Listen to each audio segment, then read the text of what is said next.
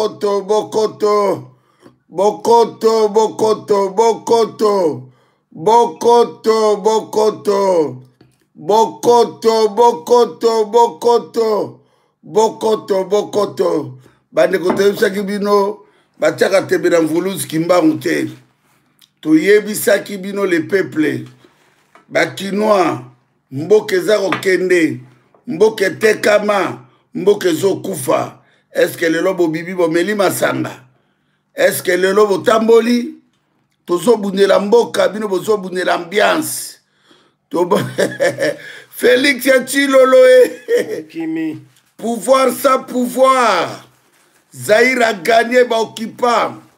Bon monde to gagné bino hein. Champagne. Tshilolo Tshilolo Tshilolo Tshilolo Tshilolo champagne. Bande kolangai toyebisaki bango batiaka tembe na bato bakutana na mvuluzi kimbangu te. Papa Kimbangu merci. Maréchal Mobutu merci. Maréchal Mobutu merci. Papa Lumbumba merci. Papa Diangenda Kisolokele Dialunganu merci. Maman Mouilou merci. Maman Mouilou merci. Floribert Tchebeya. Ya Flori, beau-frère. Floribert Tchebeya merci. 2080. Bosuki, Fidèle Bazala merci. Alain Moloto merci. Arma Tungulu merci. Dani Boteti merci. Rossi Mukerichi Manga merci. Thérèse Kapangala merci. Eric Boloko Loko merci. Papa Honoré Ngwanda merci. Papa Cardinal Mosengo, Cardinal Etchaouna Malula merci. Bakanjana Noiriti merci. Hein? Maman Nosanjo, na Mama Kipa Vita merci. État de siège. Bosuki. Bosuki. Baluba ya IDPS Bosuki. Bomonde kolabino ninga teka mboka malédiction. Aboma Etienne Tshisekedi. La sobak de la champagne nangai. Na banozi la lazo fungorango. Et ça, tout. Bosuki. Bosuki. Bande kolabiso bazo kufa. Bazo kima. Mokileza koningana. Bino bozo zila bal. Bobeta bozo a bal. Balo ezanga tina. Bosuki. Bande kolangai. Na leli na kumisi nzambe. Nzambe merci. Papa Kimbangu merci. Merci papa. Merci. Bo batiaka tembe na bitumbo. Bo continue kotia tembe. Bo continue. Tala lelo F-23. Et bombardé hélicoptère à Monisco. Kagame a bombardé yango. Kanamba a bombardé yango. Botiaki tembe bomoni. Bande ko Bunagana tombé. Bunagana tombé. Bunagana tombé. Bunagana est tombé. Bunagana imeanguka. Bunagana imeanguka. Bande ko nakabuto wela. Bunagana tombé. Bunagana tombé. Bunagana est tombé. Bunagana imeanguka. Bunagana imeanguka. Bandeko, bosuki, bosuki, bozui yango, to bundaki Zaïre na Rwanda na Uganda. Au monde to beti bino, bokela maréchal, bokota tomba maréchal, bokasi maréchal kokote la bino. Lelo boebi Mobutu lelo. Bandeko langana Kinshasa. Bana Kinshasa, tala makambo ezole karamboka wana. Bandeko bazo kufa. Bandeko bazo kufa. Bino bolingi fête, bino bolingi masanga, distraction. Bolingo yo kate, tala nege bande kola biso bazo kima lelo mbangu. Nini banaona nini? Bomoni ya? Sasa banaona nini? Banaona nini?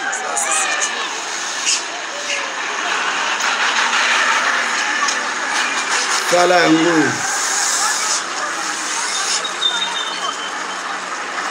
Eske population inaona nini? Mbona bote wanatokea limoja? Bote wanatoka, wanaona nini? Wanaona nini? Kitu gani hivi wanaona? Population inatoka, wanaona nini? Watu basi wanaona nini? Population inatoka, munaona nini? Munakimbia, munaona nini? Toka population yote inatoka kabisa, hakuna tena namuna. Population yote inatoka, hatujui kama ni nini. Population yote inatoka. Watu yote wanatoka, population yote inatoka. Population yote inatoka. Yote inatoka population, yote inatoka population, yote inatoka population. Tuko pale, tuko tunaona population yote inatoka, population inatoka kabisa. Hatujui population yote inatoka. Basi yote inatoka kabisa, yote inatoka population mpaka hii saa deja hakuna tena mtu mwenye anabakia Bunagana. Population yote inatoka, bote inatoka kabisa, population yote inatoka, hakuna tena mtu mwenye anabakia Bunagana. Okay, bote wanatoka. Bande kozali grand victoire ya Mvuluzi Kimbangu. Toyebisaki bino mboka ezali occupé. Botika ba bêtise. Tozala prophétie diaspora. Banda lelo bo comprendre que leadership tokopesa na motote. Leadership tozoke de poto sauver mboka na biso. Il faut to sauver mboka na biso. Yango totaki de lo champagne. Tozo fungola. Tokomela. IDPS. Tokomela. Ekokisami. Tokomela. Tozomela champagne. Nzamba za kote na biso. Même Yesu Christ. Akana na fête akuti maya balusaka ngo vin. Lelo tokomela champagne. Champagne. Oh! Yedi. Pensa chilolo. IDPS. Boko keloko. Mvuluzi Kimbangu, Marshal Mobutu, basali makambo na bango. Ukraine kuna guerre ezali. Bande commencer à comprendre peut-être pas, mais boye ba ke na Ukraine, tous dans la même situation. Mais ba docteur, ba musicien, ba joueur, ba tennisman, ya mboka wana ya Ukraine, mon côté akeko sepela. Mon côté à quelque bêta, mon côté à quelque sala pour l'intérêt personnel. Bino bolingo soutenir Léopard, oui. Léopard est allé équipe Oyo, Combo Mobutu à Pesaka. Mais tant que wala mboke ezalaki bien, quand la politique va, tout va bien. Mais lorsque la politique ne va pas bien et que mboka wana za mboka sous-occupé, rien ne va. Donc, il faut que une occupation, il faut que bundisa batouana, babima, bon, to bana ko sepela, to bana ko tinda ba équipe na biso ya ba volleyball, ya ba football, ya ba musique par-ci par-là, pona le kumu ya mboka. Mboka eza ya ko beba. Félix Lolo alobi ye moko, mboka ekufa. Akoboma le susu nini, mais ye wana zo continuer ko sepela. Bozoye batina zo sepela parce que aza populiste alingi lo kumu eye epana ye parce que aza na bilan mokote ya kolakisa bino aza na projet mokote programme mokote ya société ya malonga kolakisa bino donc pona ye soki Léopard ake ko gagner la coupe du monde ou ake la coupe du monde pona ye eza bilan donc biso ba oyo to mona ka musika 3 fois 4 fois plus to lobi non Mutoyo, alingo sakana na ba Congolais. Alors ba Congolais bazo comprendre yango te, mais tika biso to me la champagne. parce que tolingi ke mboka na biso etambola nete bamboka mosusu. Donc il faut to benga na bato wana Paul Kagame bazo créer ba distraction na Félix Tshilolo baza ko boma bande ko na biso boyebi teke lelo bande ko na bino balali libanda na ba bunaganda partout baza ko nokela bambula libanda pona nini pona ba complicité na ba pona ba complicité na ba tala ndenge baza ko bombisa bande ko na bino baza banyama baza bataba bongo bino bokende kosepelaka Kinshasa bino bosepelaka na ba football na ba miziki na ba discussion ezanga pamtina na ba théâtre mais na este kuna bandeko na bino ya basi na mibali na bana bazosala ba 10 km 20 km 40 km à pied bozomona ngo normal kuna ne mboka na biso te soko zala na Goma eza Congo eza Zaïre tout comme nous allons dire ça. Allez. Tu gagné Balouba. Voilà donc. Tu gagné Bino IDPS, ma traite. Pouvoir sans pouvoir. Ma criminels, les assassins. Félix Tshilolo, aux a humiliés. Bakarope son faux pouvoir.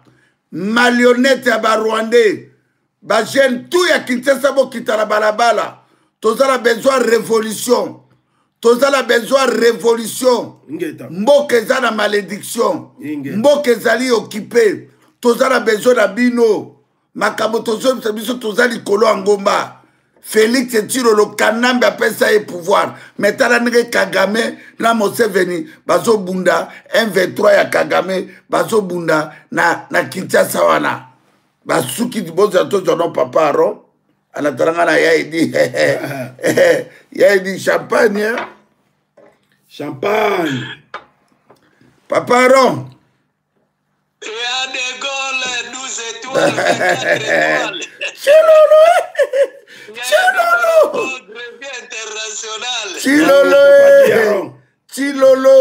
Tshilolo donc imbécile lettré vagabond un vaurien au monde suki Kimbango suki sio Kimba papa rom loba na ngala na kitsa mo mote Tshilolo ya di betala la no lelo biso to kenda ko saka yo pa bakoko voilà bomona ki biso bino bitumbo yo bozo mona wondreje tangu bino bozo welela kokende kokota na ba stade na bino kuna biso to kenda ke pa bakoko na musée ya Tervuren to kenda ko saka kuna to lobaki bien boko pola oya tura liboso soki bokota ki doute mais ya turo to kenda ki to laksi bakoko to lobi bakoko botala biso e otoye botala batuana botala bakoko na bino botikaki kote kuna ya Rituri kuna bazoki mambangu bapoli mbule beti moi mobimba bana bapoli mbula ba mama ba papa bongo to tika bakoko batika bino bosepela bakoko batika Tshilolo ero mutuna ebite soreli ngako koma su ndenge nini ero na ebite baterasu wana na Kisasa soki elingako zala ndenge nini yango na bino bato bomelaki bamasanga wana ero bato nyonso bakoti na ndako de toutes les façons bakati bango pe courant donc il faut bolakisa ke bozosakana na Kimbangu basakanaka na Kimbangu te Tshilolo tangu tolobaka tisera humilie bosakanaki na Mobutu bobengi Mobutu dictateur bochasse Mobutu bino bato démocratie tangu bokomi na Maroc po bokendo beta bomemi drapeau occupation devant mausolée président na biso maréchal Mobutu kondo maréchal Mobutu bomemi drapeau occupation biso tolobaki bokopola de mais na kanda wana bino bokendaki kuna yango moni boke pola plus donc yango wana en tout cas général de Gaulle oui ya bolombo tangu tozalaki biso nyonso toalaki concentré place toalaki wana bato bamonaki biso te toalaki bien concentré pona makambo oyo fallait tobima kaka na fin du match yango bandeko tolobaki na bino na fin du match tobimi tozeli batutu mpo na minito TikTok eza ya koyinda bavideo nyonso ya General de Gaulle alobaki bokopola bokozala humilie TikTok eza ya koyinda Facebook eza ya koyinda batu nyonso bapesi biso raison en tout cas peuple zairois omoni nde to bandozwa victoire aboyi baokende musika te balingaki basala nini baganye po Chilolo aloba nini nga Chilolo nde nayaki na memi bango na coupe du monde non elinga koleka jamais omoni wana ba Marocain bakenda kosala nda entraînement po batala bino balobi bato nde bango bon tozela bango na retour papaki limbisa avant ba Marocain baya na Congo bakendaki kosaka bakendaki na cimetière ya Kondo Maréchal Mobutu yebisa bango ba Marocain tomonaki yango biso nyonso ba Marocain avant baya bakendaki na cimetière tala ba Marocain bayebi valeur ya Kondo Mobutu alors bino ba occupant bomemi drapeau eza na 15 millions de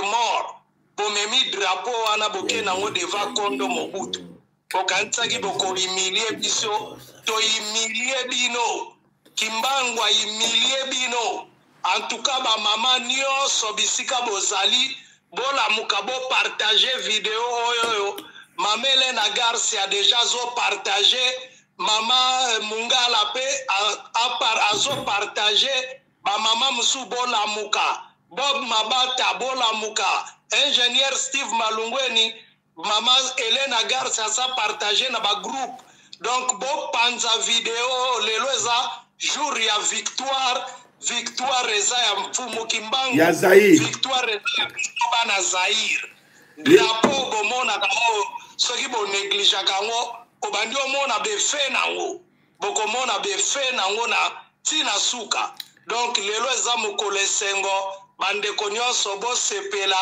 po biso to gagner match ya lelo eza biso nde to gagner ba occupant boyeba déjà équipe na bango moto atiaki bio wana o atiaki kuna Kagame mutasombaki yango po garçon wana kombo na ye Ruisarigi donc botala na kombo Rwandais 100% Ruisarigi Rwandais 100%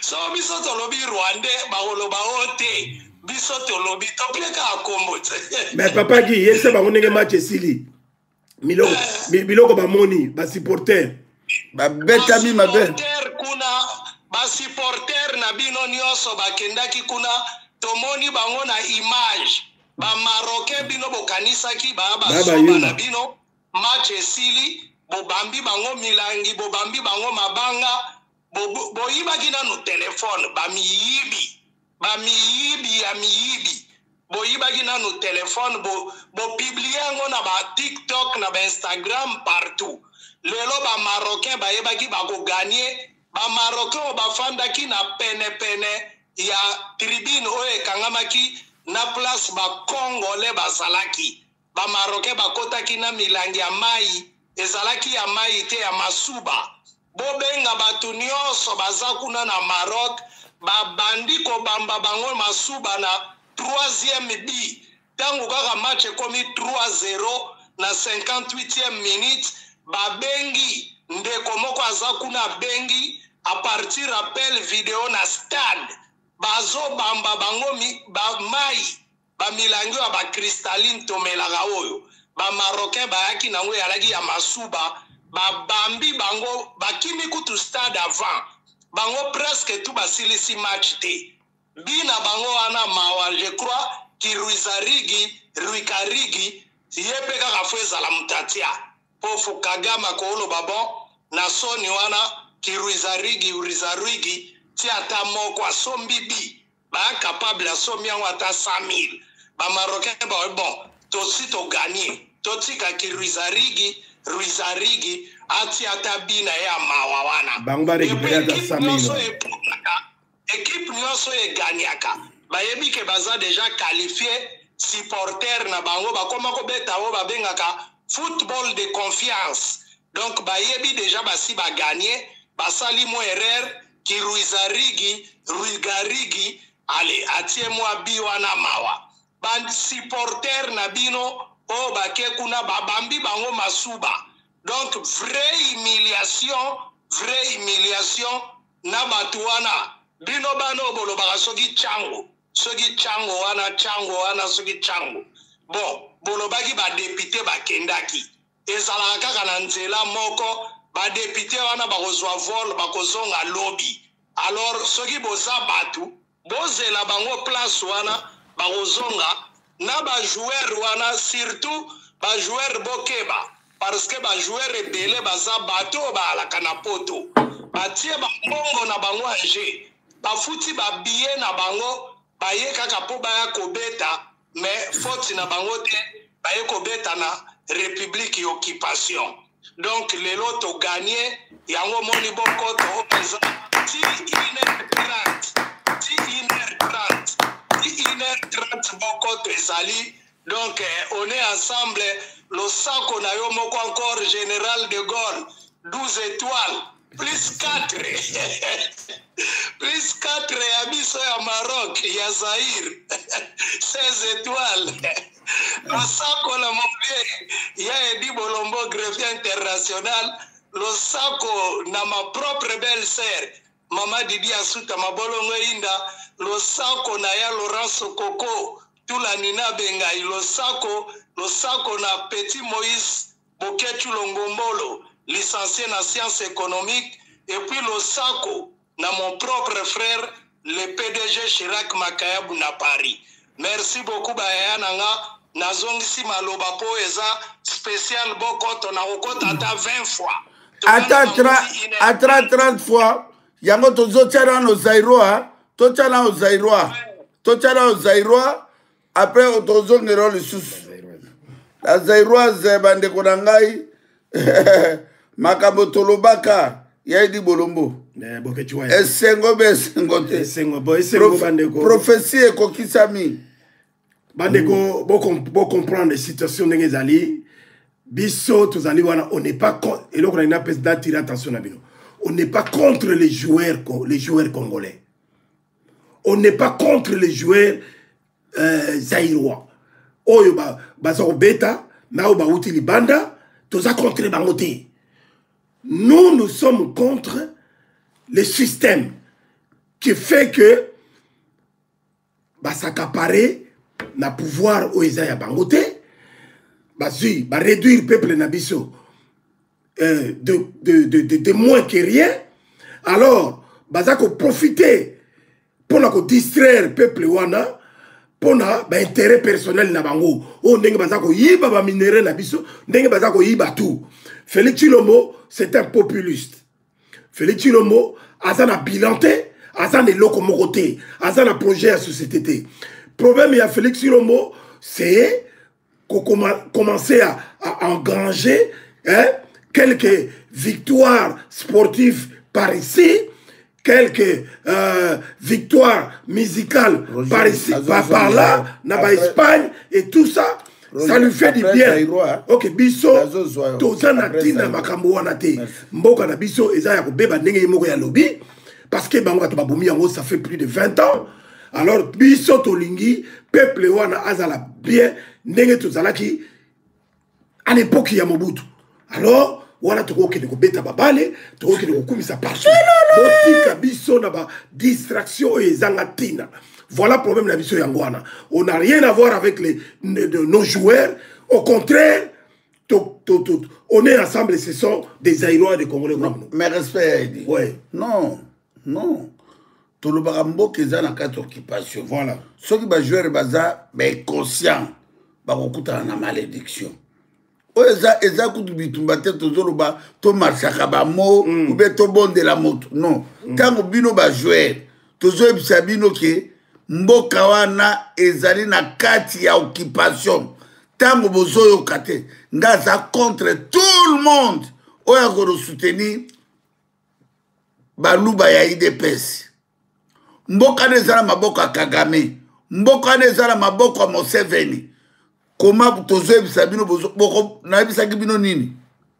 Chaque joueur a kokoma kilo. Lokola 10 sacs ya sima ya lukala. Yango e monani. Bitumbo tomeli champagne pour na plaisir te. Mais tomeli yango pour na victoire ya combat. Et loko to lukaki peuple à comprendre message. Lelo peuple à comprendre message. Tout le monde doit avoir du silence à sa complice. Tout le monde doit aller inconscient à sa complice. Ba joueur ba sa complice. Ba joueur ba sa complice. Awanga na marsaka moté. Tout le monde doit soutenir occupation ba sa complice. Lelo ne Ukraine, bazo ba joueur ya équipe nationale ya Ukraine et que le bet à Coupe du monde ou bien match entraînement. Imbécile Félix. Imbécile, il ne faut rien. Il lettré Yoti Lolo. Nyama. Marionnette. Okokufa. Oza Kokufa yo. Zoba. Il dépêche Bosuki wap. Bande kodanga bozera national l'hymne national. Toyemba bino tubo na katkuna boyemba l'hymne national. Boyemba l'hymne national. L'hymne national il y a solo. Oye pesa biso balokumu boyo kango.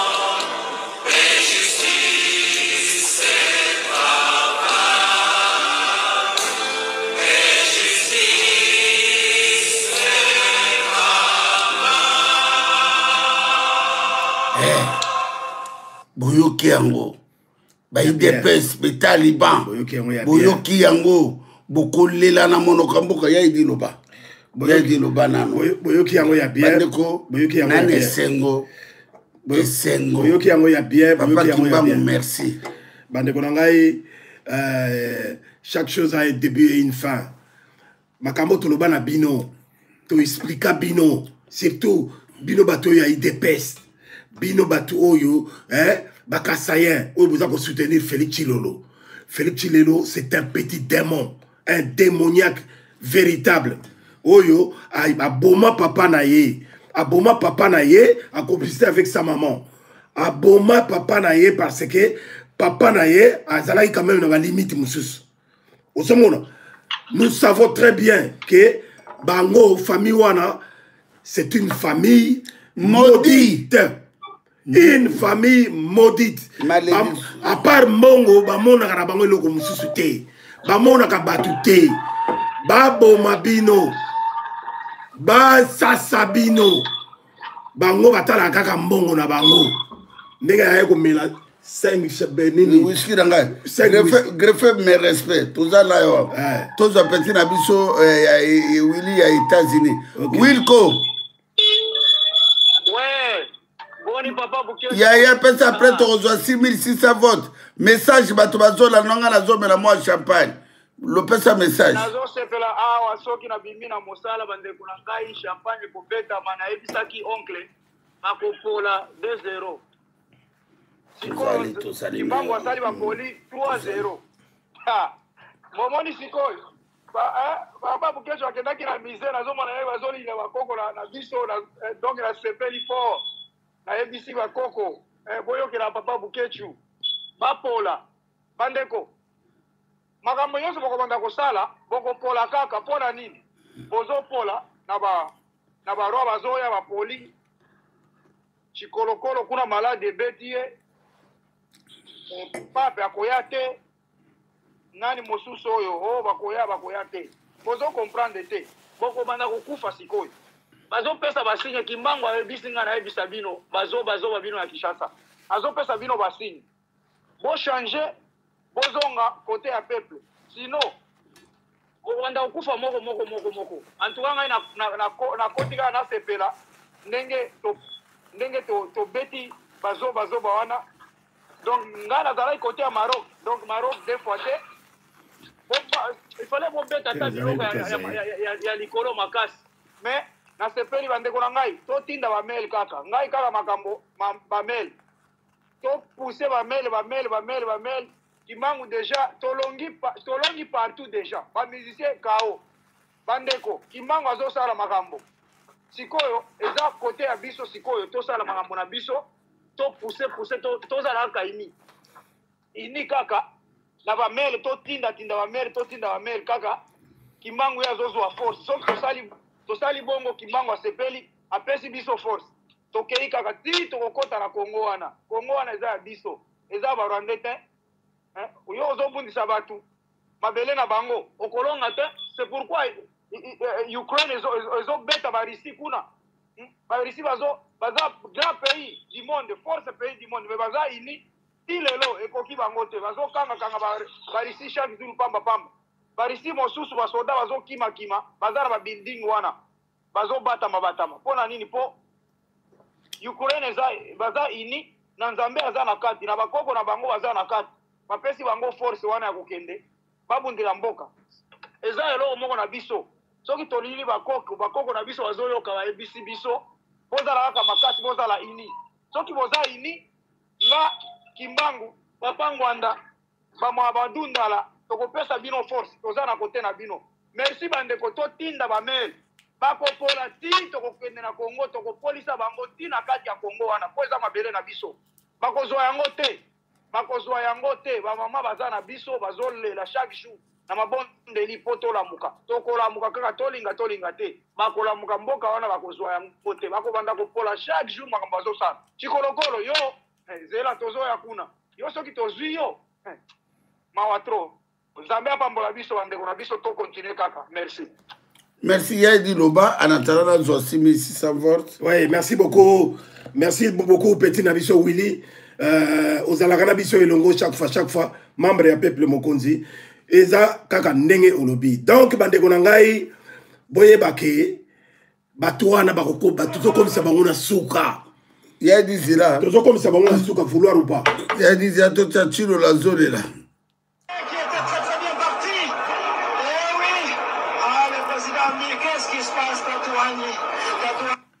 Azo regretté le bilan.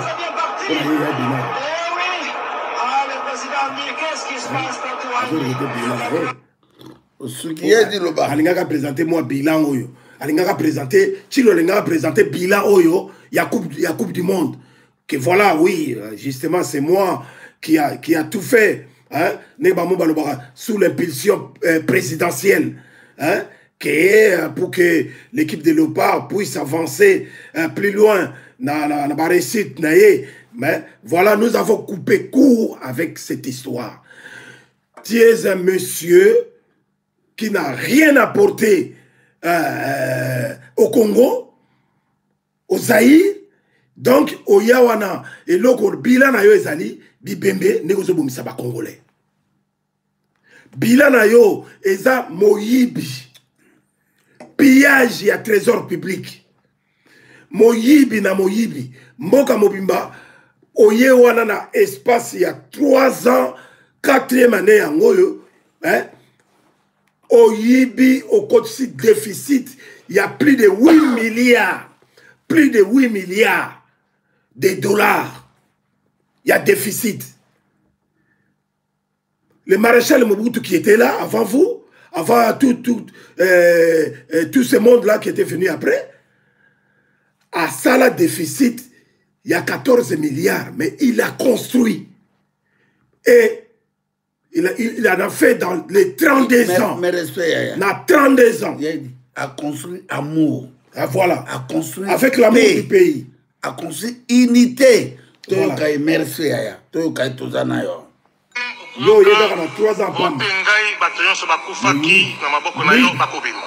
Botengai, Boke Koko Mabwe. Botengai, Okozwa Mbongo Mingi. Citoyen, militant, Ezali, Elokonini, Balobi Anguna Lopoto, démagogie. Kobulungi Sabino Mutu, na makambo ya lokuta. Ndenge nalobaka mikolo miso tango inso na lopoto nalobaka boui. La jeunesse c'est le Zaïre de demain. La jeunesse c'est l'avenir. Elingi koloba. Lokola na telemi na bandaki mosala oyo suki nyonso muindo lelo suki pembe lobi na kri. Mboko na maboko na nani? Na maboko ya jeunesse. Bino jeunesse botia na mutubwe. Na Zaïre banda 1965. Tolingi nini? Ata olali nzala ozala kimia. Le Zaïre dans sa diversité. Elingi koloba. Outi na Zaïre. Outi na Kiv. Outi na Chab. La Kassai orientale. Kassai occidentale. Bandundu. Bas-Zaïre. Équateur. Obotama na Kinshasa. Ozali nani ozali Zaïrois. Olongwe na Kinshasa okei na Équateur ozali na mboka na yo. Olongwe na Ozaïre okei na Bazaïre ozali na mboka na yo. Baoyo balingi lisusu kotia biso na makambo ya tribalisme bolobila bango bino jeunesse non. Pena okaki mokonzi na bino a répété makambo ngana lobaka non elingi koloba N-O-N. Nye. Tolingi nini nye. Tolingi Zaïre liboke moko. Lisanga moko. Tata bo. Mama bo. Ekolo bo. Parti bo. Bokonzi bo.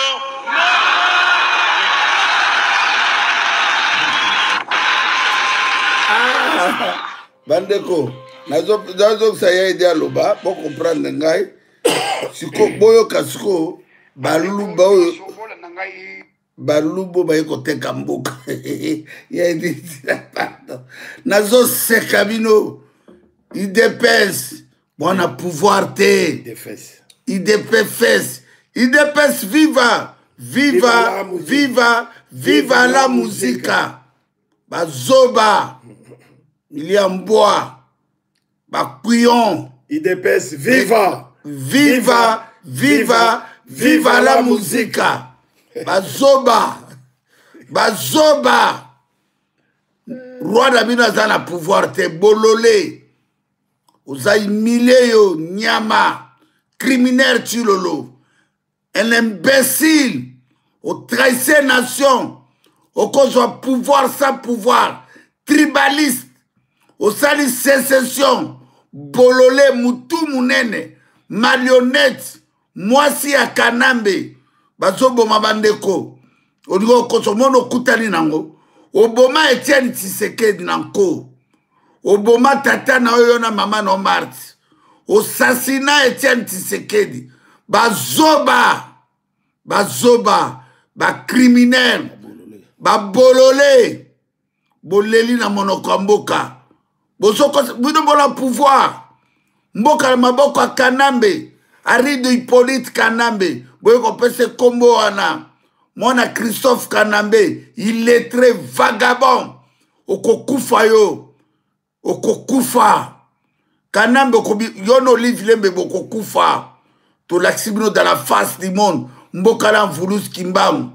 Bokokufa Kanambe, Ruberwa, Moïse Nyarunga Bisengmana, Jean-Pierre Mbemba Ndoki, Jean-Pierre Mbemba Mouyibi, Moïse Katumbi, Touti,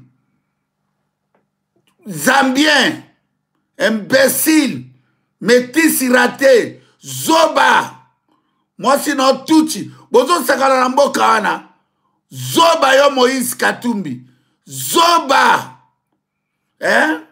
Fayi Luna Mozito Miyibi miyibi zoba Fayulu zoba to soutenir yo aussi pouvoir otiki na balabala peuple azo kufa peuple azo souffrir boya lisu na poto Jean-Pierre Bemba moyibi Michelin moyibi mwasi mobali ya Eva Bazaiba moyibi kindumbise ekobise yo zoba yo Simo Kiangani omonde to kimbango sukisi yo Simo Kiangani magicien un vaurien boko kufa o trahissa papa Diangenda fétichiste o trahissé papa Kisolokele o trahissa papa Dialungano Kabola ba papa ba moni passe ba papa ba moni passe pour rebondir l'indépendance o koma koyamba ba Rwandais o kokima Simo Kiangani kokima tozo garantir yo o zelo côté o zanzambe te pour na basi ebele o zoka basi ona tukuna basi tuba na kamba misamba na yo bolole mokobo ozwi Fridola Mbongo omone bo sambwe mobali Olive Lembe traître criminel assassin Fridola Mbongo o trahissé mboka likolo ya Dipi un imbécile marionnette oya Félix Etulolo asobi yo na mbongo bana Kisasa bana Barumbu bana komina Kisasa ya Lingwala ya Gombe bana Kasavu bana Kalam quartier Matonge quartier Veme bana Bumbu Ngiringiri Selembao Bandale Kitambo Ngalie Mbinza Ngalie Mepa Maréchal Nzube bana Mbinza Kintuka Mbinza Pompage Mbinzo Zone Mbinza Delvaux Mbinza Ma Campagne Mbinzi Pen Mbinza Pigeon Mbinza Telecom Cité Mama Mobutu Badiading Mongafula bana Cité Salongo bana Rompongaba Matete Lemba Kisenswe Malweka Kaluka Yolo Mombele Limete Kingabwa Masina Nzili Kimbateke Kikole Maluku réveillez-vous mot d'ordre révolution il faut beau chasser Félix Etulolo immédiatement immédiat il faut beau chasser l'imbécile diaspora à France trop c'est trop diaspora à France Kobanda Lelo mardi Lelo bana Suisse bana Allemagne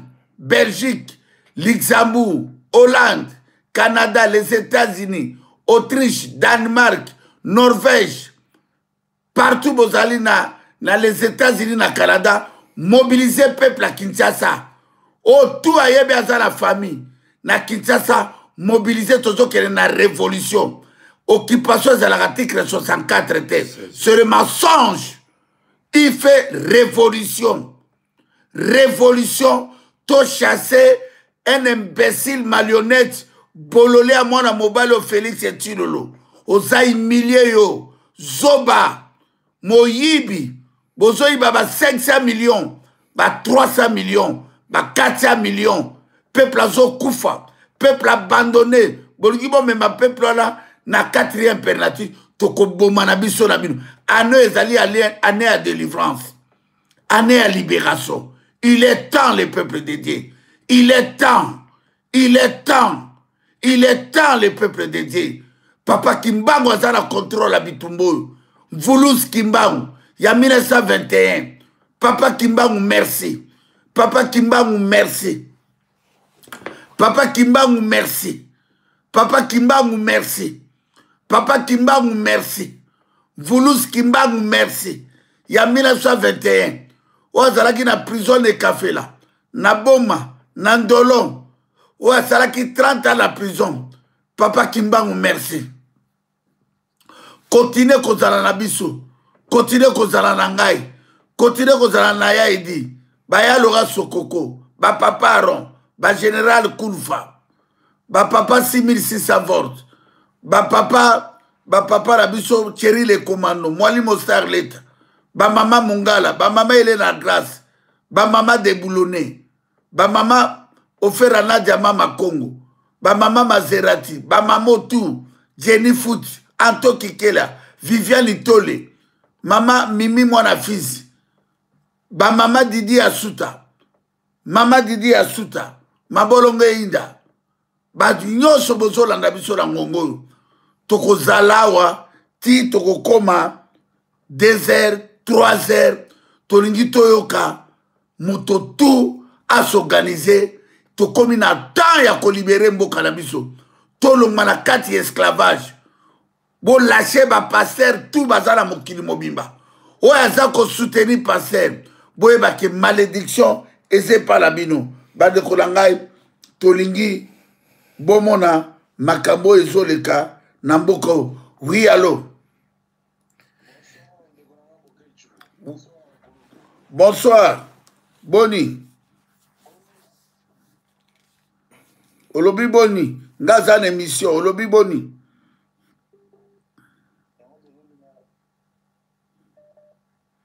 ah.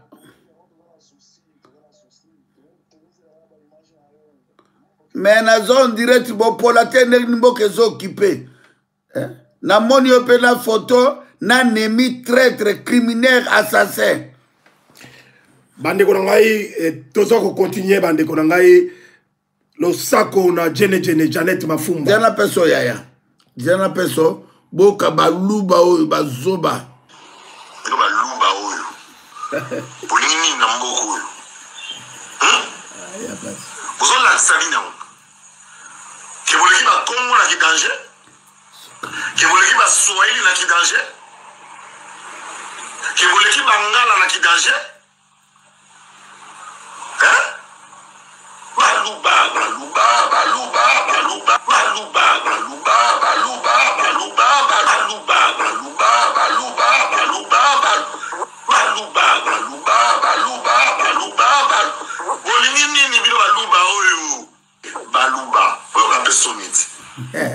Basira Baluba Basira Soni ya dit ok bon Mabata Janet Mafumba Blaise Alanda la princesse petite sœur propre Gisèle Imbamba Émilie Imbamba maître Aubin Obino Ozoza le Sako bandeko langai tozo koba tozo continuer petite sœur Gisèle Imbamba le Sako bandeko nangai toza ko continuer mama Congo le Sako mama Deboulonné le Sako mama nangai nani mama Bita mama Mongala le Sako ebale ya Zaïre le Sako les États-Unis to pe siombo théâtre bandeko tout bola la tête aux alabino awa motaoki mate awa ponge zate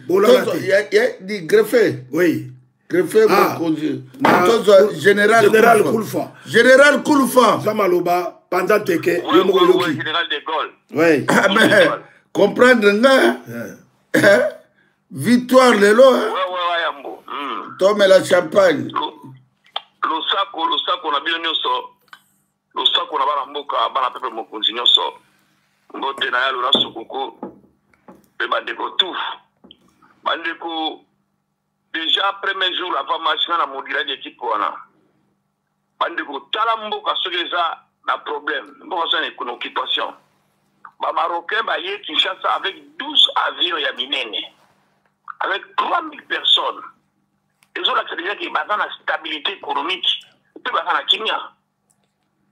Et voilà, si de l'extérieur, si l'on voit ça, énergie ne m'a pas pamba. Parce qu'il dirige rien. Il dirige rien, il contrôle rien. Les lots barwandais, bah, moi, côté. C'est un peu plus barwandais. Il y a l'animal déjà Hitler d'Afrique. Par côté, bah, son côté, pourquoi? Pour s'y assigner qui déjà d'accord.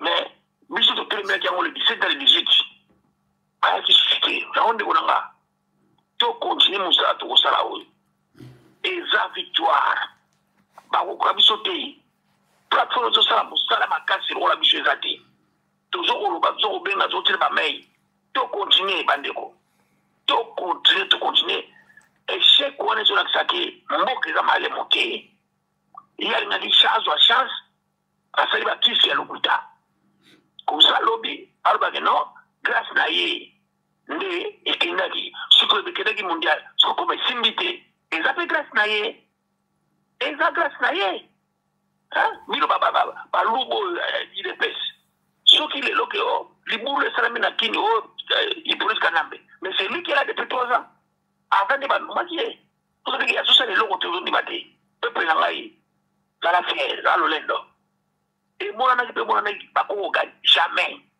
bakoki kogani te mbali ezalaka na entraînement na formation na financement ezaka bakisi te tone botatone pobonga lakisi bino ke boza nul po bozocoopere na batetre peuple congolais mobilisation continue kobenga tokoni kokuba bamail tokolonga tokofaire échec bango na molimo mpe na nzoto pour décourager peuple congolais naye koencourage bino merci mingi en tout cas bakoko pete fundi mbangu po olongisi biso lelo po soki moto wana aganiaki to azoki mo alingaka kala monoko lokola ye asali soki eloko didi olo asala eloko moko te crise ya makasi ya bana mboka wana biloko cher biso no bokisa douane bokoki kokisa te po douane mboka adoleki na barwa te peuple congolais zala conscient kota bokoto panza bamessage et puis tinda bamail na pas ya roi kokende papa kokende te et puis awa mpe na mise bakoya te bakoko si basali ingeta de Gaulle matondo. Merci beaucoup général Koulfa na message na yo kitoko donc bandeko tozo continuer toza kokoba se kokoba boyeba ke mutu wana Félix Tshilolo akomela maite akopema te akozala toujours en haleine tokobana ko maintenir toujours en haleine pour to lakisa yeke bomoni to lakisi ye vraiment bino mutaka na ye nyonso ba ventilo ya salaki akaniseka akokumba batu na nzela ya buzoba akokumba batu na nzela ya trahison akaniseka batu tu baza ba traître non trop c'est trop akaniseka batu tu baza ba tribaliste alinga kumba batu na nzela tribalisme akumba batu na nzela ya trahison makambo oyo maréchal Mobutu atelemelaka yango trop c'est trop bandeko na ngai oui alors to lakisi ke tokozali wala pona bino nous sommes les gardiens du temple biso tozali ba gardiens ya temple biso tokokende na bango boye kaka boye tina suka ba vieux nyonso ba silisi na mboka wana sikoyo oyo bazwaki na leasing ba vieux mibalo bazwaki na leasing epai ya ba Kenya Paul Kagame a imposé alors pour ba vieux wana zonga na Kenya pour Paul Kagame a utilisé Air Rwanda Rwandais merci pour a totalisé vraiment sur le plan économique occupation bozo comprendre yango te mais occupation donc ba vieux na biso biloko tout et comme na Rwanda donc mboka wana ezali susu Zaire te comme Rwanda et comme Rwanda bis pe boza ko matana ba vieux na bango yango mo na makamba ba football même na kamba ya coupe na kambo ya coupe du monde mais au lieu de vendre image ya mboka na biso moko propre to komi ko vendre image ya Rwanda à travers l'équipe ba Léopard et tout ça na ba vieux na bango na banini mais vous nous prenez pour des imbéciles ou des idiots que tous la mémoire que mémoire est au salaté la mémoire qui ne fonctionne pas la mémoire qui est cramée hein? La mémoire qui est grillée calcinée et ça la mémoire il y a ba idée fesse na ba idée peste il y a batouana il y a ba tribaliste et ça mémoire na bisoté il y a biso nyosoté oui ok bon mais ma biso ba nzela o bolingi mais non le pays là c'est notre pays nous avons un mot à dire ce n'est pas que toi tu dois aller tout le temps signer des contrats des deals par-ci par-là et que ce qu'on mboka on est comme le quoi ya bino mboka on est ya ba tata na bino na maman na bino te faut pas exagérer non plus. Bandeko langai, ce que tu as au téléma, tant que on a que biso bandeko labino, tu as toujours la colère, na batouana, na bato bazako teka mabele na biso, na ba politicien, bato bateka mabele na biso, bato bateka mabele na biso, na ba contre ba politicien, oyo balobaka eloko moko te, ils sont là pour en mettre dans leur poche. Ba députant, oyo bazako pesa bango. Awa kutu, même kutu na makambo oyo ya coupe du monde oyo, na match de barrage oyo. Boyebi ke ba politicien wana, ba député wana, oyo bakenda kuno bakangi bango na aéroport na immigration, service immigration ya nini ya Maroc. Ils ont eu chacun 3500 $. Ya nini ya babenga ngosuni. Mission de service. Mission ya bandoki. Mission de service na bango, soi-disant. Na place que ba supporter ba kende na ba volo wana, bango ba députant Félix Tshisekedi, il en a eu l'habitude depuis son mentor Hippolyte Kanambe, Arido Hippolyte Kanambe, alias Kabila. Donc il ne fait que payer, corrompre. Après si bango ba $200, $250 pour ba koyamba l'aéroport tango salaki les faux salaki les faux malades ba koyamba l'aéroport. Après ça bango ba $1000 ba député ya nini ya union sucré salé azo pesa bango ba $1000 ya ba carburant pour ba nini ba jeep ba palissade de pesa bango plus de 500 jeep. Il y a ma valeur, il y a 50 000, 60 000 $. À ça, on peut savoir $1000 chaque fin du mois. Donc, moi, quand on est comme il y a bango, à ça, on engraissé, bah, député, oh, bah, on voté la loi contre le peuple congolais. Bah, on voté la loi contre la République d'Isaïe. Né, on a engraissé bango. Pour la nini, avant d'Akakawana.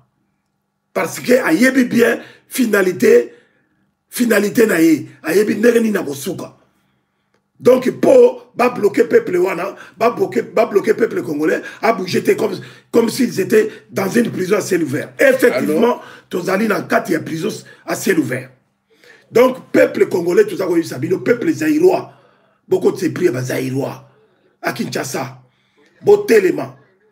Bobima. Boma batuwana tout. OK. Bata batu boko tikela bango tante, basaka la biso na mboka wana. Tout l'argent, oye zako ba rentrée financière tout, oye zoko ta na kata Congo. Na ba FPI machin et tout ça. Ils ont kende na ba Kagame. Ba Kagame bazako saka na mbongo wana. Ba Hippolyte Kanambe ba saka la mbongo wana. Ba 680 000 par mois bazako ya ofele. Ba maman ba malata bazozo ba 400 000 $. Chaque fin du mois, on ne rien faire. Félix Yemoko champion de bazozo 2 080 000 chaque fin du mois. Le président le mieux payé du monde. Vous vous rendez compte de cela? Nakati occupation. Nakati occupation. Et il est premier à dire que Mboka Nabino ya bongi. Mais dans l'entretemps, il y a Zobonga, Azomema Bandekonaye. Azobonga te abonga. Abonga, Azomema Bandekonaye, Naba Dubaï partout. Naba Mboka Nyosa Mukili, Azakolole Sabango ba frit. Tolo bate. Ici, ce n'est plus question de venir nous dire, voilà, vous êtes des tribalistes, vous êtes, je sais pas, des ségrégationnistes ou machin. Ça, non. Il y a dit mes respects. Ouais. Trop justifié par Baloubo et conscienté. Mobiliser peuple, non. Mobiliser. Greffer. Mobiliser. Bandeko. Tout là qui ça, tout le monde a dit qu'on a besoin de Guigui ça. Après tout ce qu'il a aidé. Donc ça c'est le combattant Guigui Lukusa quoi. Mais toi, les critiques na makambo na mboka quoi. Hein? IDPS trahi mboka. IDPS trahi mboka. Mboka ça trahi par IDPS. Félix Chilolo Mouyibi. Félix Chilolo Mouyibi. Ayaki Brita na Kibokonzo béton. Béton à l'Okuta. Limbondo. Le logo mi Limbondo te. Na luka kutu combattant wana. Oya pesa ki Félix Chilolo combat ya Limbondo a contacté na Facebook. Gigilu kusa Facebook na ngai. Contacté na otinde lola. En tout cas, comme on peut saisir comme mon qui te retourne et mériter na Félix Chilolo. Donc Félix Chilolo Alemba a trahi mboka tane le ba rwandais ba comme kota na mboka. Ça disant que ba bunde la biso. Est-ce que biso toi na armée te au côté lema et kumna bitumba pona ko sauver on est na mboka. Biso ça na ba policier te o ba comme ba côté ma po ba bunda pona mboka. Le nom Félix Chilolo a trahi mboka mais na mayela ko loba ke no aso ke ndoko singa ba aide po ba ko bunsa ba ko bunde la biso. Donc biso toi ba na basi il faut ba continuer ko bunde la biso ti de lo. To zaki na MPR parti état ya Mobutu. MPR parti état ya Mobutu. To tika ko mona jamais Mobutu akende ko tika ko luka ba voisin ko luka ba aide ba ka ba bunde la biso. Mobutu zali makasi ha. Bomoni lelo ha. To komona la Mobutu ha. Vous mettez à l'époque Mobutu li ata Thomson et bande ko mona na que to à l'époque Chilolo. Donc mawa Limbondo lelo bino na bino ko kufana. Comment pour malabino na ba janga bundi. Janga bundi. Bon ça la clé bon sa population le roni bon là. Mais to sto yedi. To sto yedi ça ba carrière minière. Oya katanga ba mabulu wana obozukumi bino bokongo zoa ba carrière minière na ba et comme le rôle ya bino. Ce sont des biens du pays. Et ça pour la nation congolais. Et ça pour la congolais il faut profiter de la bien wana. Mais tu regretter trop. Bino to reprendre bino boy ba ka mosala to sota la bino. To jimele bino. Pour ça la pandi. Vous serez tous bandits. Bande de voleurs, les idiotes. Bye. Gigilu Koussa. Merci Gigilu Koussa, Bandeko Langaï. Mais respect dit Nazoti Kilo, pardon. Nazoti Kilo. Il y a une lutte armée islamiste à Beni. C'est faux, vous êtes des menteurs. Voilà. Voici qu'on a arrêté un de ceux-là que vous êtes en train d'utiliser pour faire accréditer cette thèse-là. Vous êtes des menteurs.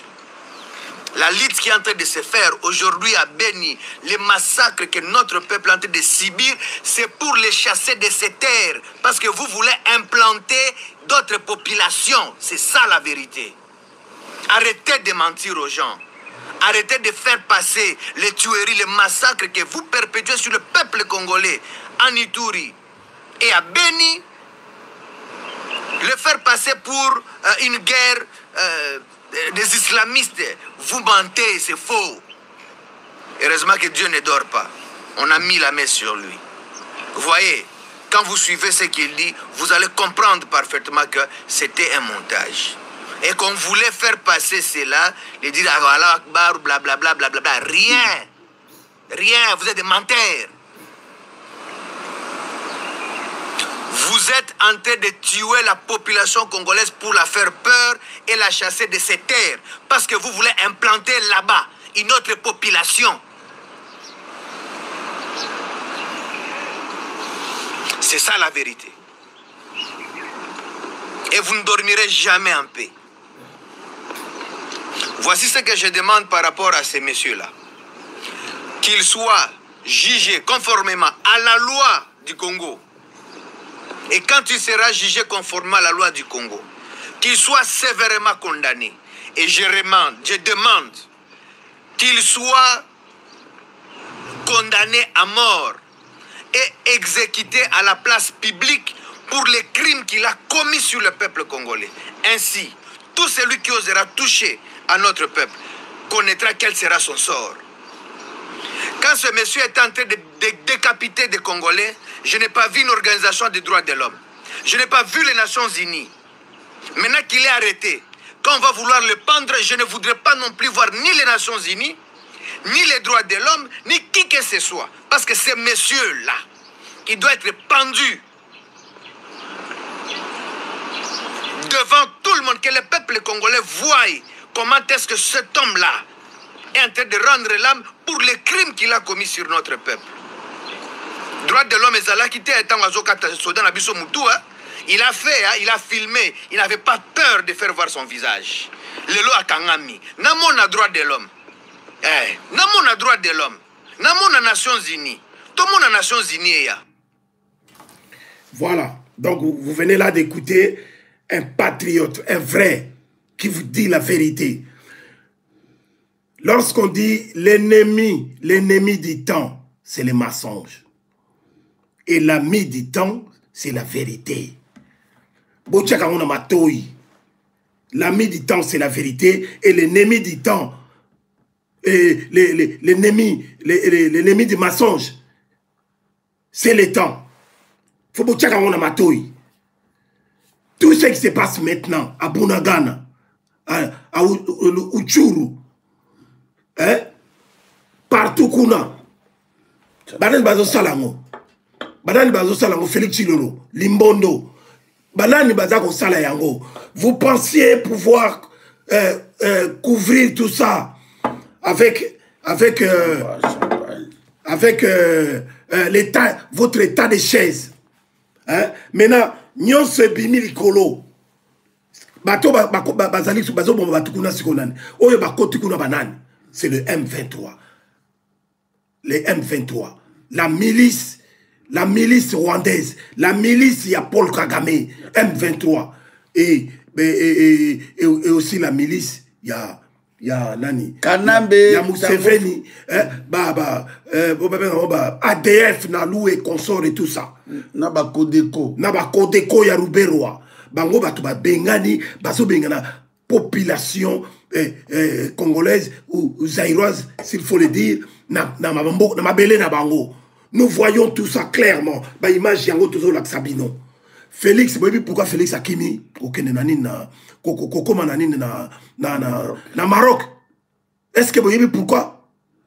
D'abord, à ce conseil, pour une fois, ba conseiller naye, ya mi yibi ya ventilier, ba pesier moi conseil, ya bien par rapport naye. Akima, parce que c'est facile à comparer. En Ukraine, il y a la guerre comme chez nous. L'Ukraine est envahie par un pays étranger. Biso peut envahir biso 25 ans. 25 ans yango yo tolobako banakala na Rwandais na ba Ougandais Na oni. Pardon ve. Obong sanga ide na c'est ça. Yango wana bomoni Félix aye na football té parce que Oyo Azali véritable président chef de l'État na Ukraine. Je dis bien un véritable chef de l'État en Ukraine. Il n'a pas bougé de chez lui. Il est là, en plein centre Kiev. Azako pèse sa directive pour la Kubundi Lamboka nae. Et lui, il est tout le temps dehors, parti. Olé, olé. Azako palanga na mokimo bimba. En train de jouir, de faire sa jouissance. Azako jouir, azako sa la jouissance na mbongo ya trésor public na mbongo ya ba Congolais ba mona passe. Ya azako tambula nango partout. Lelo yango atali likolo atali na sebabi mais soko kei na football pour que ne luka nini légitimité na yo oyo zako luka butu moi o luka popularité na yo mais bakoloba mais soko ozalaka olaksa batu sikoke ozalaka ni chef de l'État ni président de la République démocratisée du Congo. Yamano bomoni tina Félix Akaïté. Tina Félix Akaïté yangwana. Mais ya kanisi gata salininga wana échanger le côté parce que il n'est ni président ni chef de l'État. Un poltron, un petit microbe, je ne sais pas, une marionnette, un masque, un figurant de Paul Kagame. Azako sala et le côté. Même à ta soko Keïté. Mais le peuple voudra quand même t'entendre parler.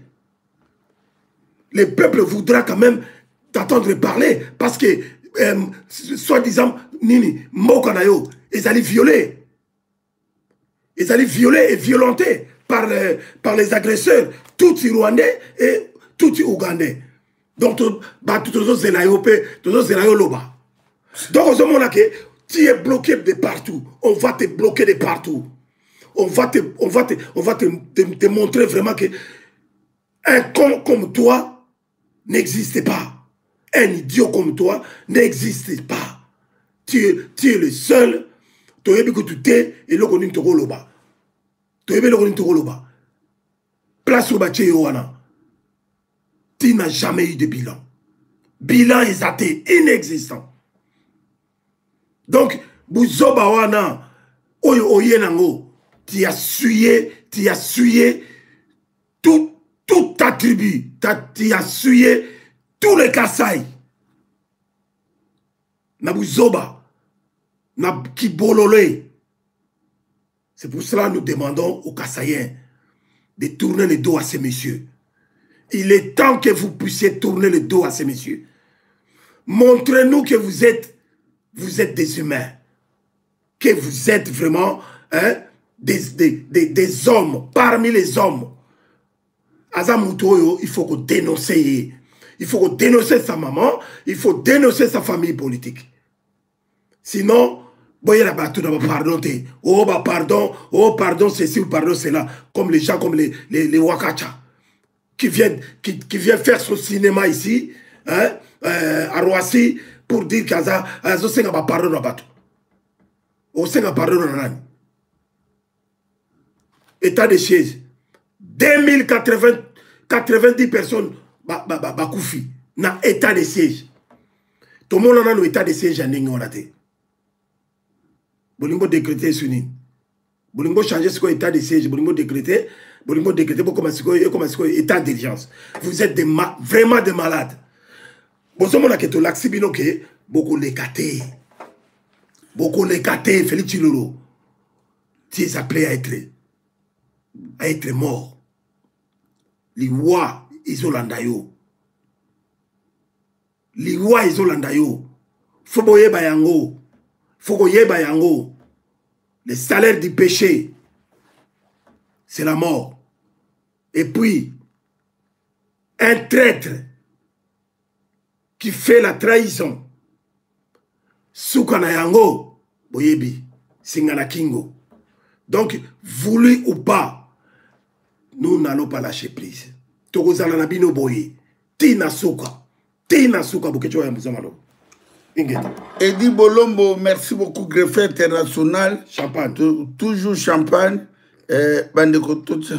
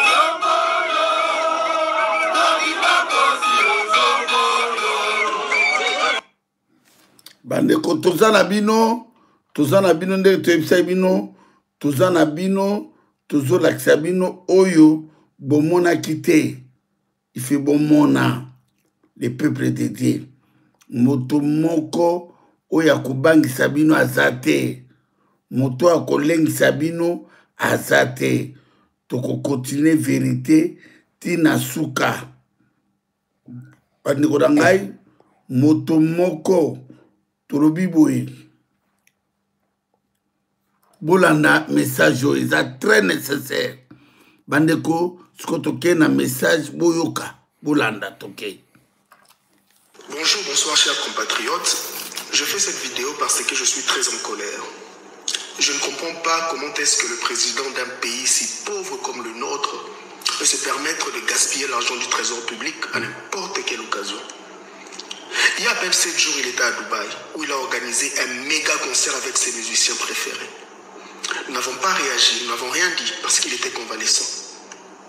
Mais c'est comme si ces moments de loisirs et de détente ne lui ont pas suffi. Les voilà qui annoncent qu'il sera au Maroc pour soutenir les léopards de la RDC.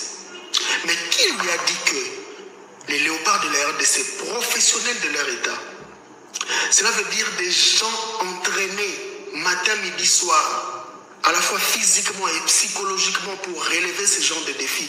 Qui lui a dit que ces léopards ont besoin de sa présence au Maroc pour gagner ce match? Qui lui a dit ça? Qui lui a dit que dans ses attributs constitutionnels, il y a premier supporteur des léopards ou premier fanatique de la rumba congolaise? Nous parlons d'un président de la République qui, en 3 ans, n'a pas construit une université, n'a pas construit un hôpital, n'a pas construit ne fût-ce qu'une usine de fabrication locale. Nous parlons d'un président de la République qui a fait le tour du monde pour demander aux investisseurs étrangers de venir en République démocratique du Congo, investir 50 millions, 100 millions, 300 millions de dollars. Mais est-ce à nous de lui rappeler que 1 million de dollars dépensés 300 fois font 300 millions de dollars? On croirait qu'on a affaire à quelqu'un qui a hérité d'une grande fortune, des jets privés qu'il utilise à sa guise. On allait aussi comprendre s'il voyageait en vol commercial, en classe économique ou encore en classe des affaires. Pourquoi est-ce que le peuple congolais doit à tout moment affréter un avion, payer les billets pour de fortes délégations et du président de la République et de la première dame pour des voyages qui ne nous rapportent rien du tout? Le peuple souffre, le peuple agonise. Nous sommes un pays qui paye 184 000 francs congolais à un fonctionnaire. Dans cet argent gaspillé, dépensé par la présidence de la République, il y a la souffrance, le sang, la sueur de jeunes gens qui creusent dans les mines à Kolwezi, dans le Haut-Katanga. Il y a la sueur, le sang, la souffrance de ces mamans qui sont mortes à Matadi-Kibala. Des gens qui font le commerce pour payer les impôts et taxes. Comment est-ce qu'on peut prendre cet argent et le gaspiller avec autant de légèreté? Vraiment. C'est inacceptable. C'est vraiment inacceptable. Moi, je ne comprends plus. Je ne comprends plus. Comment voulez-vous que l'équipe nationale puisse gagner dans ces conditions? Comment voulez-vous? Citez-moi le nom d'une seule équipe d'un pays pauvre qui a remporté la Coupe du Monde ces 40 dernières années. Citez-moi une équipe. Le football est certes une affaire de talent, mais ça demande aussi les moyens qu'on n'a pas. Comment est-ce qu'on peut se permettre de gaspiller l'argent pour le président de la République et pour les députés nationaux pendant que nous souffrons pour ne fût-ce que manger dans ces pays? Comment on peut se permettre de telles choses? Arrêtez s'il vous plaît, arrêtez, ça commence à énerver. Ça commence à énerver sérieusement. Le trésor public, ce n'est pas la caisse du président de la République. Ce n'est pas l'argent du président de la République. Cet argent-là n'est pas là pour que le président de la République puisse l'utiliser comme il veut, quand il veut. Non. Laissez les professionnels jouer. Les léopards, les footballeurs sont des professionnels. Et ils ont été entraînés pour relever des défis avec ou sans supporters. Laissez les professionnels jouer. Pourquoi voulez-vous gaspiller l'argent? Pourquoi voulez-vous énerver les gens? Pourquoi?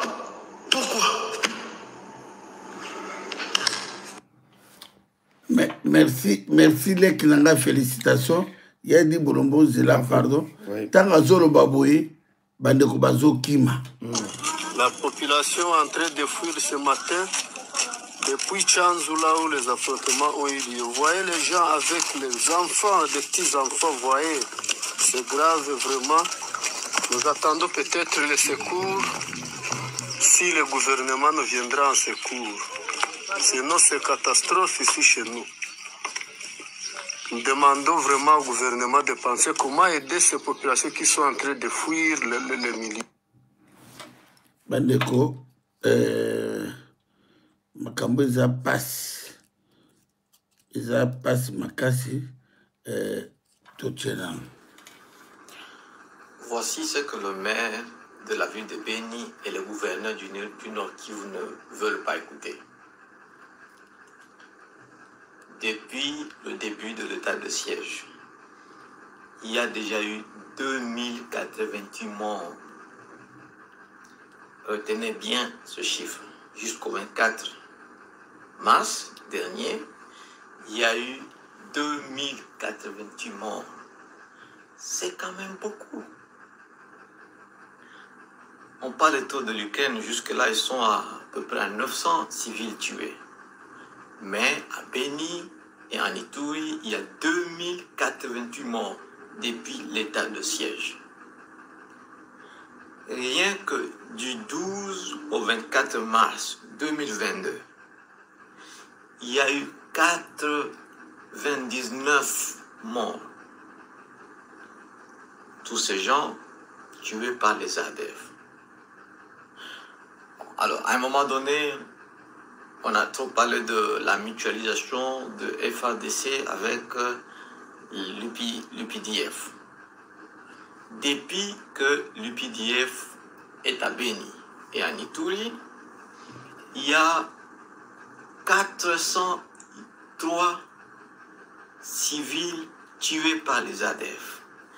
Eh bien, quand même, à un moment donné, il faut s'asseoir et se poser la question, est-ce que nous sommes efficaces? Est-ce que l'état de siège est efficace? Est-ce que la mutualisation des forces FARDC, UPDF est efficace? Il faut une évaluation, c'est ce que je suis en train de dire. Il faut une évaluation. Il ne suffit pas de venir dire aux gens, soutenez le président de la République, soutenez l'armée, soutenez ceci, machin, machin. Oh bon, c'est efficace? Non, il faut y aller avec le chiffre. Moi, je vous dis que depuis l'état de siège, il y a 2088 personnes tuées. Depuis cette histoire de mutualisation des forces, il y a 403 personnes tuées. Depuis l'état de siège, il y a 264 villages vidés de leur population. Alors qu'avant l'état de siège, il n'y avait que 98 villages vidés de leur population. Donc, à un moment donné, il faut avouer que l'état de siège a échoué. Et même la mutualisation des forces, UPDF et FARDC a échoué. Il faut trouver d'autres solutions. Et c'est ce que je suis en train de dire.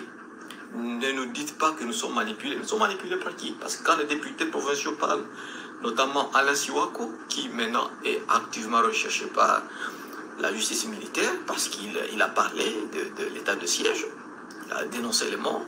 Il y a le député Jean-Paul Ngangodi qui est en prison actuellement pour la même raison, et on dit qu'ils sont manipulés. Ils sont manipulés par qui? Moi, je suis manipulé par qui? Qui me manipule, moi? Ce n'est pas question de manipulation, c'est question de résultats. Les chiffres eux-mêmes parlent. 2088 morts, vous êtes dans l'état de siège. À quoi ça sert? 2088 personnes, c'est peu? Ah, bien. Mais non, il faut être associé pour... Eh bien, avec tout ça, on ne veut pas que les gens parlent. Donc, qu'on continue à tuer les gens, que l'on ne parle pas, c'est ça l'état de siège. Eh bien, cette histoire d'état de siège doit prendre fin. Nous allons parler, nous allons alerter jusqu'à ce que ça prenne fin. L'état de siège, nous disons non à l'état de siège. Ce n'est pas parce que nous détestons qui que ce soit, c'est parce que ça ne donne pas de résultat. Point barre. Il y a dit Nazozong Selayo, il y a dit mes respects, Nazozong Selayo. Merci beaucoup, maman Rachel, pour la Malouba. Mais avant, évidemment, on a rencontré préoccupation, on a bien répondre à la question. Moi, Makamou, l'Obama qui était en azoi parole, ma tour à Liboso, il fallait quand même la recadrer. Il y a Liboso qui Yvan Munda Dialobi, que non, aujourd'hui, un gouvernement irresponsable. Traiter un gouvernement d'irresponsable, ils ont fait. Il est inconcevable qu'un gouvernement a même plus de 200 personnes. Naba Dubaï va qui nous ça la jouissance. S'il vous plaît, gouvernement qui va dirigeant. Précisez l'alliance. Et à qui gouvernement dit? Précisez. Merci. Le monde a l'alliance sur le gouvernement. Merci de Yvan Moundadi. Ndeko Jimmy Kitenge, vous avez la parole. Il est inconcevable que l'argent sorti des caisses du contribuable congolais, et même à plus de 250 Congolais, à Dubaï, pendant que vous vivez état de siège, les jours où vous partez, à Irumu, il y a 15 morts. Il y a un avis savoir, il faut Mundadi, n'a c'est pas la Kiningi, comme on a tranché à Laurent Fabrice. C'est vraiment l'endroit approprié pour Yukindaka. La politique est pratiquement opposée à la présentation, on a fond à forme. Vous êtes des mécènes et toi et ton ministre, restez dans les mécénariats. Parce qu'en politique, même le ministre, quand on lui a donné ce ministère, il a démontré par rapport qu'il était un stagiaire. Un stagiaire au sommet de l'État, parce qu'à l'objet, n'a commis un ministère, voilà, n'a qui reçu la formation des semaines. Non, à un certain niveau de la vie, n'a soumis à l'État, on ne fait pas au ministère pour faire le stage à 2 semaines. Non, on vient avec les prérequis. Aux mécènes, rester dans les mécénariats et non en politique. En politique, il faut maîtriser les méandres et les prérequis. Maintenant, n'est-ce pas Ndekonani, Kibambe, alors bien que non, le football sous d'autres cieux est trop cher. Le football, premièrement, c'est un sport de masse. Sous d'autres cieux, on a pouvoir d'achat nini. Faites les parallélismes entre bateau, match à Real et Manchester. Toi, tu as parlé, j'étais calme. Nous ne sommes pas sous le bois. Nous sommes dans un plateau respectueux. Respecte les gens qui nous regardent. Tu as parlé, j'étais calme, j'étais observé. Le football est un sport de masse. Tiens compte, il y a réalité à Mbokanayo. On ne peut pas partir de 5 000 francs à 20 000 francs. Au Bakissé, les Congolais n'a pouvoir d'achat. Depuis qu'on y a Bakissé, les Congolais. Maintenant, on a chuté calmement dans le recadrage. Maman, moi, on a outil Lubumbashi. Lubumbashi, fraîchement de l'eau, je suis revenu le mardi. Dans l'hôtel, on a fait que j'ai vu la communauté kassaïenne venir me voir. Ils ont forcé la sécurité de l'hôtel pour que je sois là. Mais sur la maman, je suis choqué à Romona Chibambi na plateau avec légèreté. Aujourd'hui, la population kassaïenne n'a pas ukrainien. Comment ça? Bima, Kasaï, ils sont en train de partir vers les Katanga, immigrés dans des conditions inhumaines. Pourtant, le président de la République, depuis qu'il est arrivé, 80% de gens qu'il a nommés à la présidence, c'est la notabilité kassaïenne. Dans le gouvernement, lui, on a 35% la notabilité kassaïenne. Dans le gouvernement Sama, 25% la notabilité kassaïenne. On les a cassés partout. Maintenant, fait le parallélisme entre la ville de Goma, la ville la plus martyrisée du Congo, tremblement de terre, volcan, bagarre. Mais Goma, se développe par l'initiative, il y a autochtone. Ou à Tony Hôtel, ou à Tony Commerce, ou à Tony Ceci, ou à Tony Cela, l'État est pour accompagner Bango na Banzila. Mais la notabilité kassaïenne ne construit pas chez lui. Bazotonga, Napoto. Bazotonga, Western Union, Napoto. Ils sont dans la jouissance ici à Kinshasa. Ils sont dans la jouissance à Dubaï. Kabamba, Bondi. Dans Dubaï, Kabamba. Et demain, comme le Kasaï c'est un cimetière, demain, ils vont revenir. Pour que la population appelle ça bango. La population m'a dit sa notabilité kassaïenne plus que tant.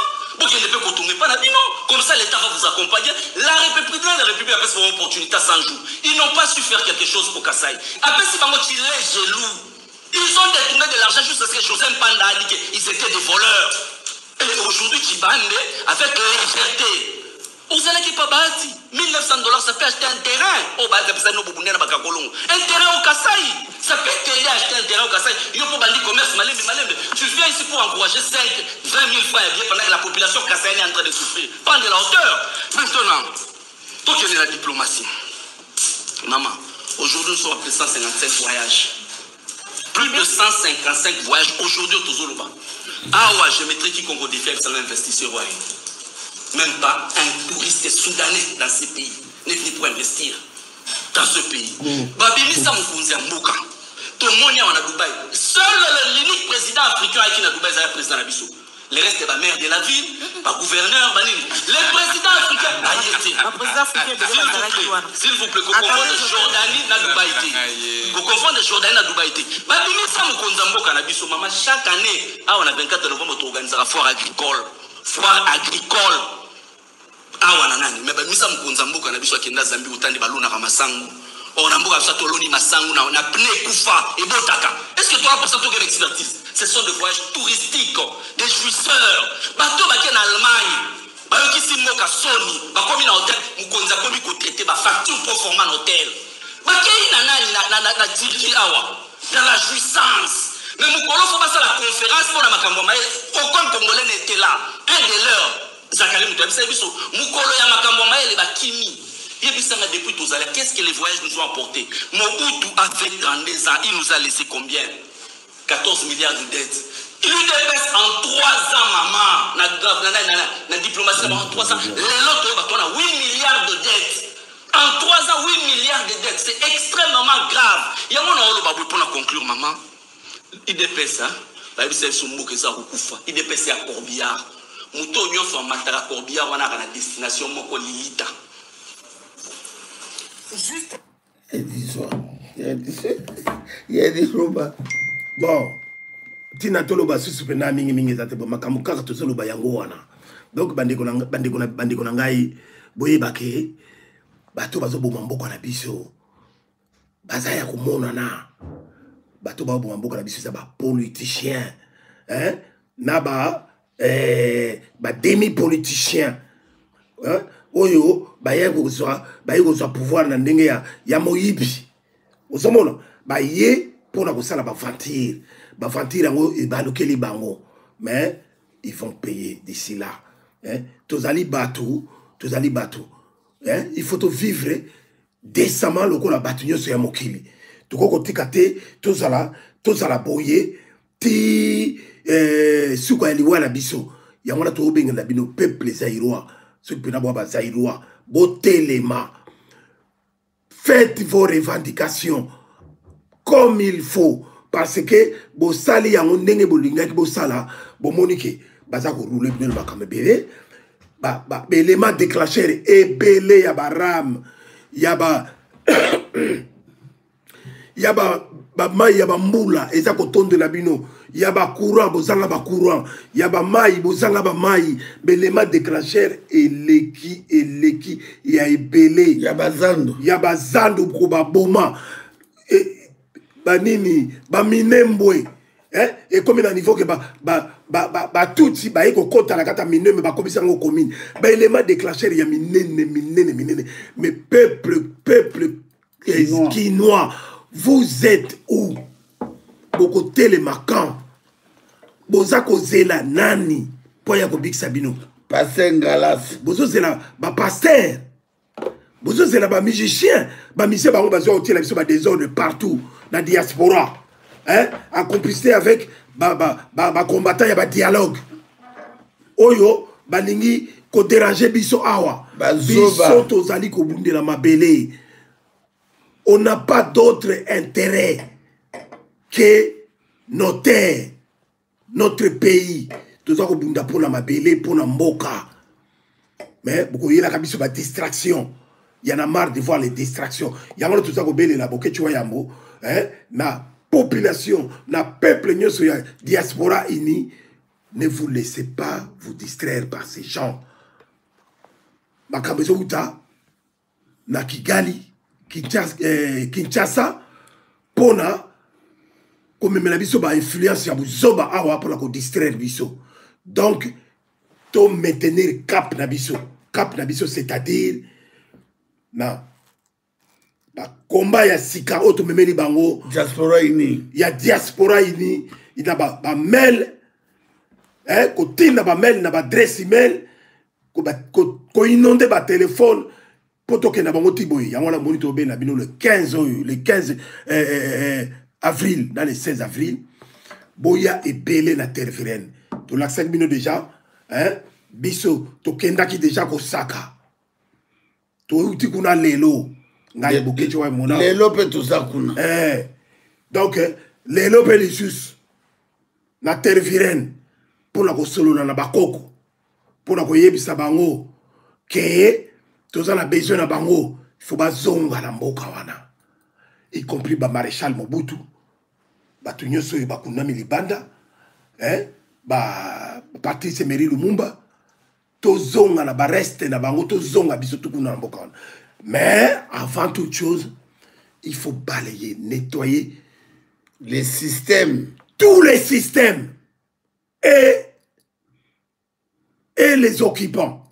Tous les systèmes avec les occupants et les accompagnateurs de l'occupation. Qu'on nettoie tout, il faut pas bima.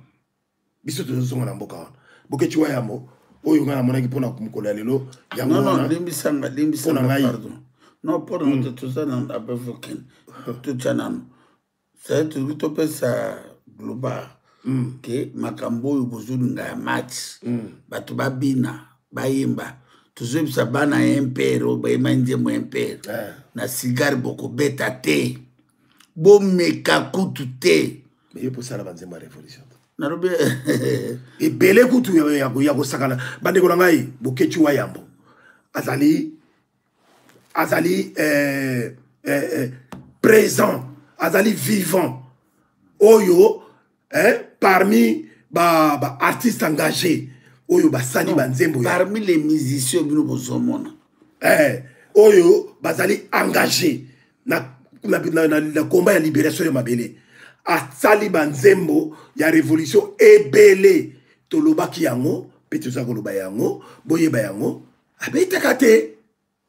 Abetakate ke abeta na ba salle, ba concert, ba nini, ou tout ça. Qu'est-ce qui lui manque pour ça là?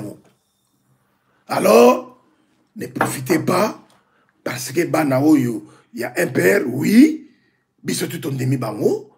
Tu remercies bango. Parmi la jeunesse, génération Sikao Bazako Yemba, Bayemi Banzembo ya révolution. Et ça le connaît idengo oyo azana prison oyo bakangi azakana goma batu wana tout tozana besoin na bango mais lingolo bateke boya ko beta musique awa donc ça te ikusala kate to ko beta biso tout kuna na ba stade de martyrs wana mboke comme libéré boke joya mozamalo. Merci Greffe International le diaspora. Na remercier bino tout bande konangai bitumbo tozo bundeza bitumba moko très sérieux mboka na biso esima bina ba Rwandais na complicité motoloko la Jean-Pierre Mbemba Fayulu na Mozito Bakatumbi banemi bobe minaku batolokola ba werera ba jibira ba kufira na zobisa mot d'ordre na ba diaspora. Réveillez-vous les jeunes de diaspora. Réveillez-vous, ma maman. Réveillez-vous, ma papa. L'air est grave.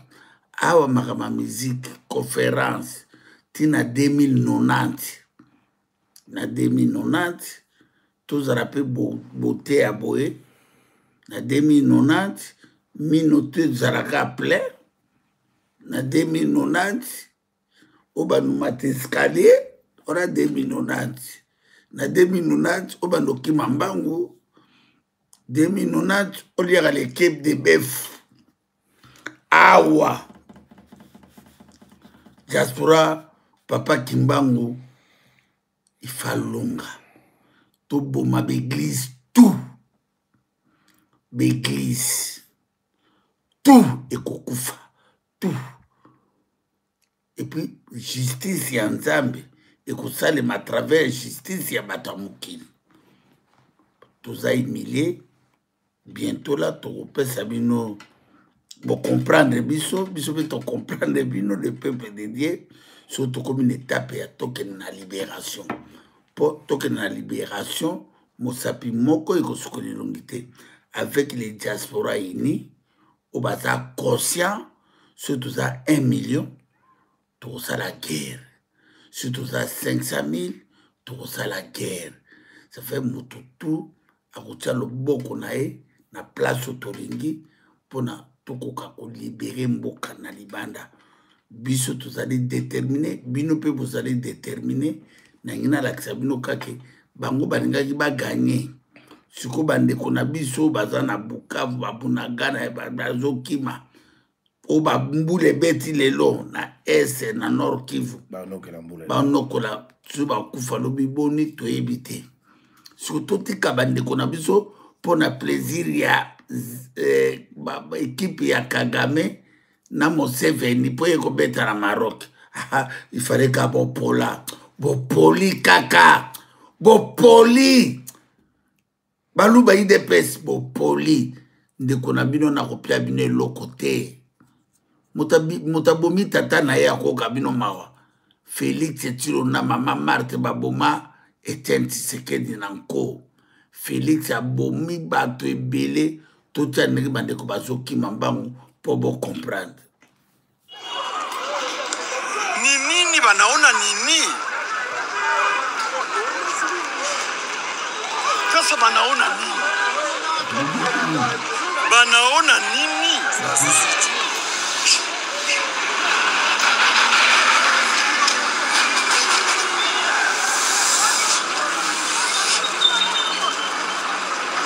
Aske population inaona nini? Mbona bote wanatokea limoja? Bote wanatoka, wanaona nini? Wanaona nini? Kitu gani hivi wanaona? Population inatoka, wanaona nini? Watu basi wanaona nini? Population inatoka, munaona nini? Munakimbia, munaona nini? Toka population yote inatoka kabisa, hakuna tena namuna. Population yote inatoka, hatujui kama ni nini. Population yote inatoka, watu yote wanatoka, population inatoka, population yote inatoka, population yote inatoka, population yote inatoka,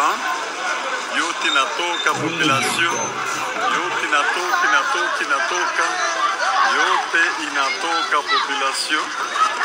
Tuko pale, tunaona population yote inatoka, population inatoka kabisa, hatujui population yote inatoka, basi yote inatoka kabisa, yote inatoka population mpaka hii saa deja hakuna tena mtu mwenye anabakia Mbunagana. Population yote inatoka, bote inatoka kabisa, population yote inatoka, hakuna tena mtu mwenye anabakia Mbunagana. Okay, bote wanatoka. Merci, mais le peuple de Dieu, merci beaucoup. Binoto bandeko obozui temps ya kolanda biso na 4 po ya planète. D'ici là tozokota réunion moko boye ya stratégie po toyebisa bino direction tozomema siko ngonga ekoki tona temps ya koperdre même pas une seconde, tona temps ya koagir ensemble na biso tout badiaspora idi biso tokoriente bino kaka oyo tokanisi mpona tolibere mboka po toko gagner bitumba te surtout na banner de la guerre te, toko gagner bitumba te sur la base arrière te, mais ezo senga diaspora ini bao ba comprendre message ya diaspora ini. D'ici là toko présenter bino comment toko sala botikala malamu tokutani lobby na 21h30 Nzambe na lola asokipe na biso. Papa Kimbangu merci, Papa Kimbangu merci. Bande utoroka tape bote bolimbisa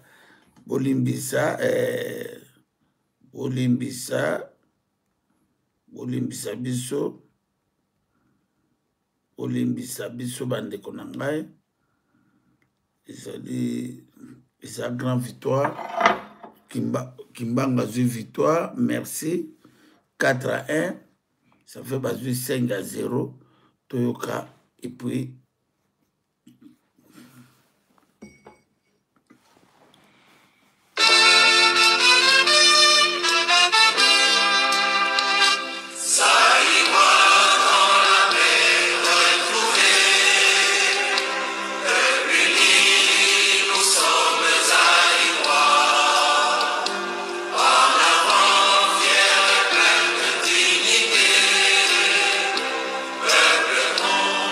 Peuple